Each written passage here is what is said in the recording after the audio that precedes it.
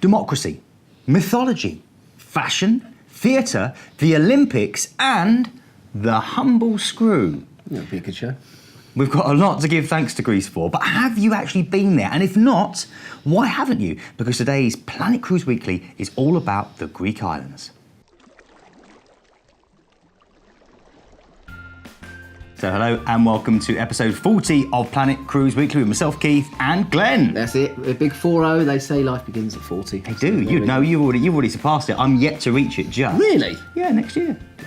Now, we're going to talk today about an area that we both know and love. And in fact, it's funny because one of the first areas that most cruisers explore is the Western Mediterranean. And they go to places in Spain, Italy and France.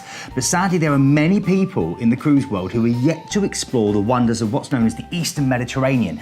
Cruising out of Venice, down the Adriatic, past the Dalmatian coast, through the Aegean, and then exploring the islands of Greece, and then up to Istanbul, or maybe down past to Cyprus and the shores of the Holy Land. It's an amazing and vast area and often all gets lumped together, which can be quite overwhelming and not to mention a little bit confusing. So what we're going to do is try and make it a little bit more digestible by dividing it up into smaller areas, starting today with what we feel is the heart of the Eastern Med, which is the fantastic Greek islands. Okay, so what are the Greek islands? Now, these were once only accessible to the super rich in their private yachts, but the Greek islands now are truly accessible to everybody. Whitewashed cubic houses, miles of soft sand, crystal clear bathwater warm seas, super fresh seafood served in family-owned tavernas, and miles of twisting pine-fringed mountain roads.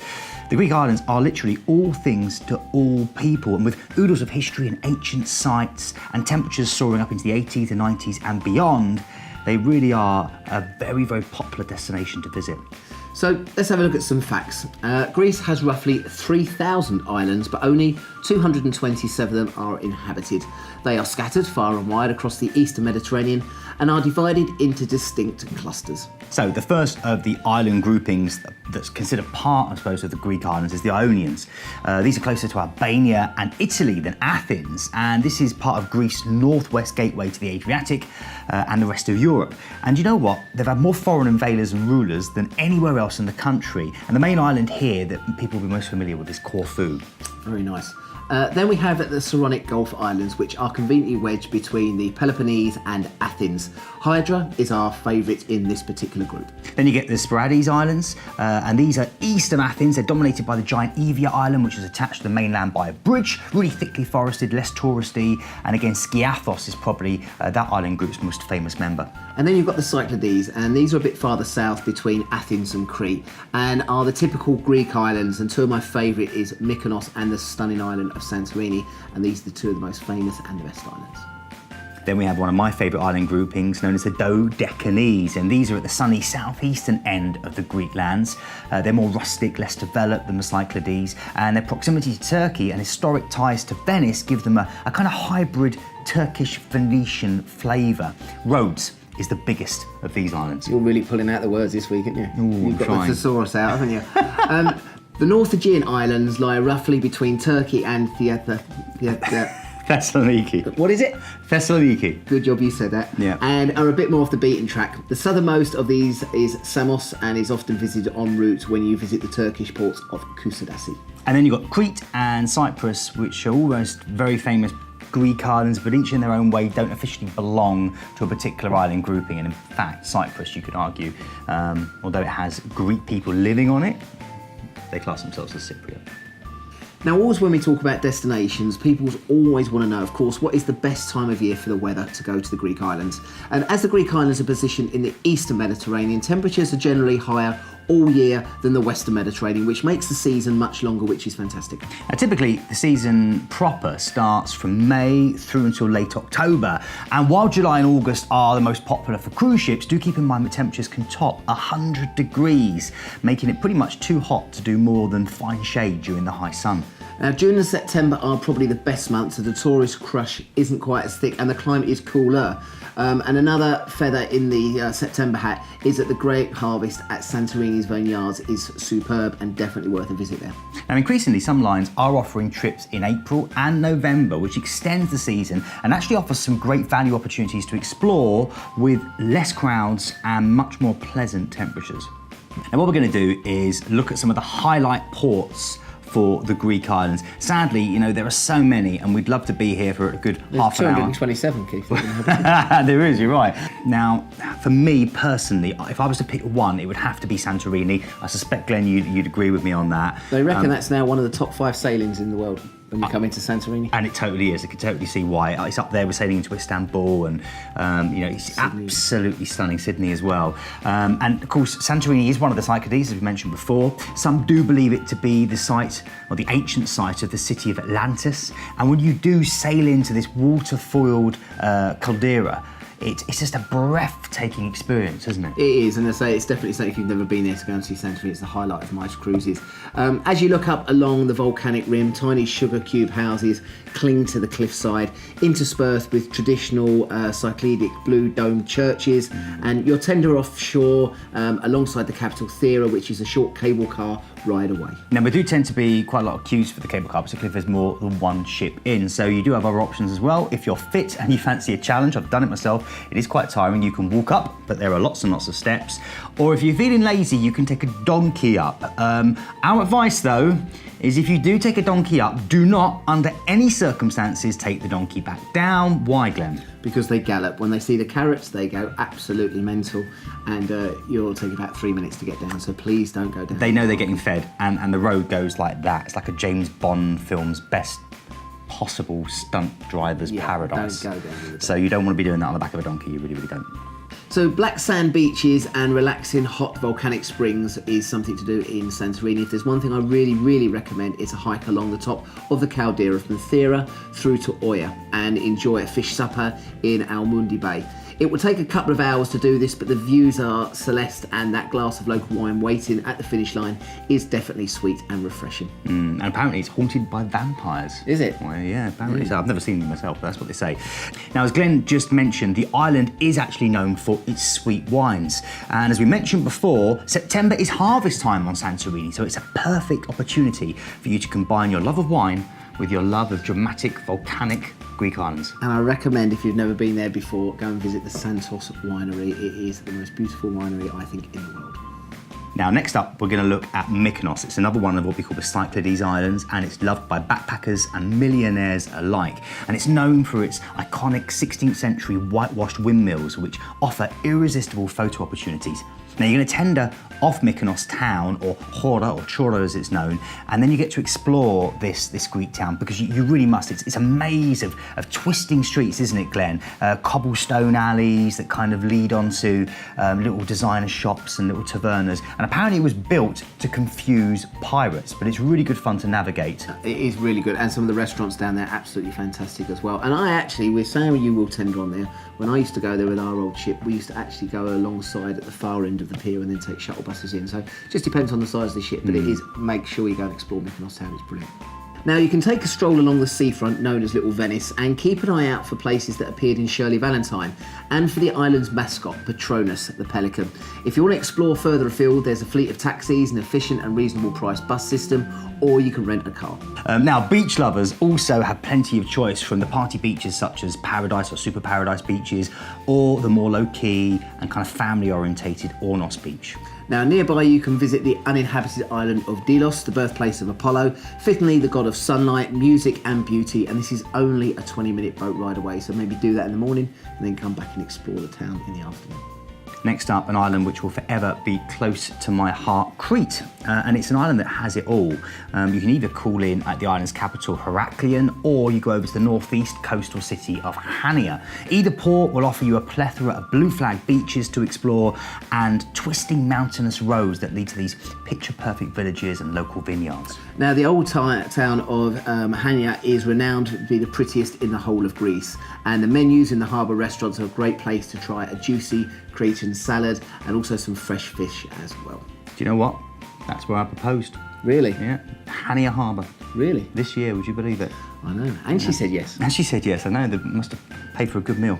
It was a good Cretan salad. Now, you can also take a trip to Knossos Palace. And after the Acropolis in Athens, this is the second most visited place in the whole of Greece. And it actually dates back to 2000 BC. And that's where we get the Minotaur, Ariadne and King Minos.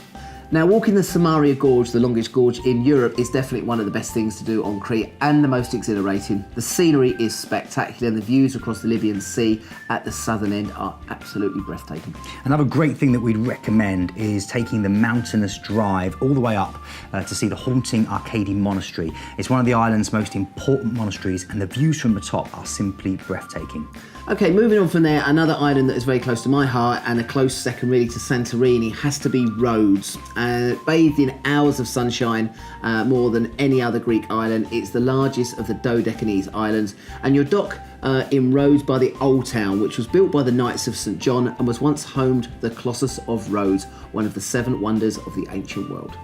Now, exploring the Old Town is an absolute must, and as you do so, you're going to be transported back to the 14th century as you walk down these medieval streets lined with buildings of finely chiselled sandstone embossed arches and ancient coats of arms. And if you can, make sure you enter through the Virgin's Gate.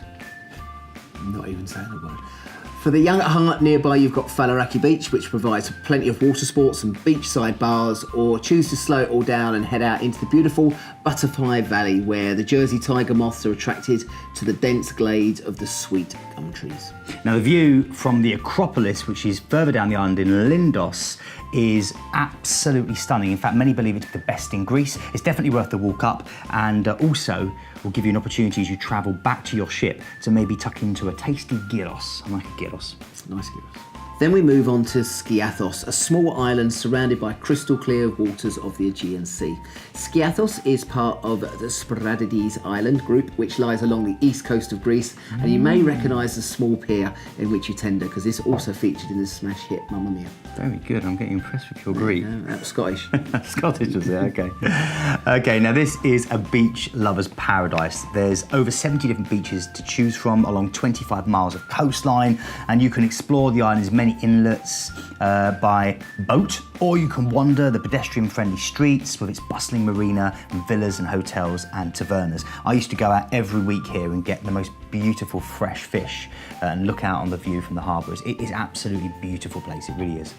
Next up, Corfu. This is the most famous of what are known as the Ionian Islands, and in fact one of the most beautiful islands in the whole of the Mediterranean. Literally millions of silvery olive trees grace the hillside, and everywhere you go, you get the smell of lemon blossom perfuming the air. Very nice. You're docked around 20 minutes walk from the Old Town, which should be your first stop. The narrow alleyways lead to the old churches, Byzantine cathedrals, small enticing shops, and tavernas offering local wines and fresh seafood. Do you get a feeling that every single island here is beautiful with nice wine, seafood and views as well? There's a trend, isn't there? There is a trend. Now, if you keep walking down the promenade beyond the Old Town for about 15 minutes, you'll discover one of my favourite areas. It's called Mon Repos. It's a local favourite, and just behind the beach there is the Mon Repos estate, which houses some of the best preserved archaeological Roman ruins on the island. Now, there's loads to do if you want to venture further afield, but my top recommendation would be to the Achillean Palace. Renowned for its architecture and its impeccably landscaped gardens, it's the birthplace of Prince Philip and the setting for the James Bond movie For Your Eyes Only, so keep your eyes peeled if you recognise any places. Now, what we're going to do next is talk about the main Greek island cruise itineraries that you get to choose from. And probably the most common way to explore the Greek islands is via a larger cruise that's covering the whole of the Eastern Mediterranean. Normally you'll start in Venice or Athens, and they tend to visit maybe only the larger Greek islands of Mykonos and Santorini and Crete. But another popular cruise itinerary does call on the islands on the way to Israel and may also include the most eastern-based island, Cyprus. Another popular itinerary type will offer a combination of both Greece and Turkey, and these are really, really good. Many Greek island cruises include stops at Turkish port cities like Kusadasi, Bodrum, Izmir and Kos, and these cruises often run between Athens and Istanbul or offer round trips from Athens. Increasingly though, due to their popularity and global appeal, there are other options to explore the Greek islands, with companies like P&O offering 17-night round trips from Southampton, and Celebrity sailing out of Civitavecchia, and even Thompson now sailing out of Marmaris in Turkey. Now, we're going to look at the cruise lines that tend to ply their trade around the Greek islands. Glenn, where do we start? Well, almost all major US lines offer such sailings, including Celebrity, Holland America Princess, Royal Caribbean and Disney, though they will only tend to visit the bigger islands because of the size of the ships. Now for a European feel, try Costa and MSC cruises. Both are based out of Italy and they offer shorter and often cheaper itineraries. Closer to home, you've got British lines like P&O, Fred Olsen, Thompson and Cunard. They have numerous sailings, though some will involve more days at sea depending on their departure port. Now, luxury vessels also ply the region of the Med, including Regent Seven Seas, Azamara, Crystal Silver Seas, Oceania and Seabourn. Often these voyages are longer and visit smaller ports like Syros, Spetos and Mombasa. You stuck that in, didn't you? I deliberately. Those in search of something different, though, can opt for a more yacht-style experience. Companies like Sea Dream Yacht Club and Windstar, or the all-masted ships like those found in the Star Clippers fleet, offer a wonderful, luxurious and relaxing version of cruising around the Greek islands. So finally, to round things off, we're going to give you a few tips, our top tips if you like, for Greek island cruising. And the first one is the fact that temperatures can rise to more than 100 degrees during the peak summer months of July and August. So we do suggest protecting yourself with plenty of sunblock, a hat and take lots of water. When I was there in the end of June, it was over 100 degrees in Athens, so it does get really hot around that part of the world. Between July and August, the most popular islands can be very, very busy, so forewarned is forearmed. Now, tendering is the rule and not the exception on the Greek islands, so do bear that in mind when you are planning to get on and off. So bear in mind, on some of these Greek islands, small towns in Greece have cobblestone streets, and even the more popular islands like Santorini and Mykonos are difficult for people with mobility issues. Well, I hope that has given you a bit of an overview about the Greek islands. If you want any more information, click the link there. It will take you through to some of our wonderful destination experts via our website. And if you do want to get in touch, because again, the whole reason we've done today is because we've had people asking about it, then please do. There are loads of different ways to get in touch, Glenn, aren't there? Yeah, there's plenty of ways you can do it. Send a telegram, maybe even a pigeon. You can contact us at hello@planetcruise.co.uk. You can contact us on Facebook, Twitter, on our YouTube channel. Also, of course, go to the website. There's plenty of information about all the cruises there, taking you around the world. And as I said, if you're still not sure where you want to go, that's why we're here in the office. Give us a call. The telephone number's on there, and I'll be more than happy to speak to you about the Eastern Mediterranean or anywhere else you can cruise. A big thank you to these people that got in touch as a result of last week's show. That was episode 39 last week, which was all about Azamara, the reimagining. And we had lots of lovely comments. Mr. H, or Steve Harters, as we know him, he said, great review, guys, and the ships look stunning. And then he asked the question, how formal are Azamara with regards to the dress code? Mainly because apparently Steve went on Celebrity a few years ago and was disappointed with the lack of dress code. So he's interesting question actually. It's something we get asked a lot, and the answer is that there are no formal nights, specific formal nights with Azamara at all, and it's more of a country club casual. So again, if you really want to dress up, you could dress up, but if you want everyone to dress up, don't they, and a shirt for the lads? They do. It's more kind of what you can like, maybe a kind of lounge jacket and a nice shirt. Okay, and the other one, Stuart Blackburn, he said Dubai cruise booked for January 2017, thanks to us, apparently, the Planet Cruise team. I think Deborah must have booked him. I think Deborah did, so thanks for letting us know, Stuart. And then also Richard Twynham, who got in touch to say thank you so much for the Azamara as amazing reimagined episode. And apparently he thinks his boss is going to be happy. So good. He was from Azamara. So was he? Oh, that's all right. Obviously done something right. It's Good. quite nice, isn't it? Well, thanks so much for watching. Have a great week, whatever you do. And from myself and Glenn, we'll see you soon. Cheers, guys.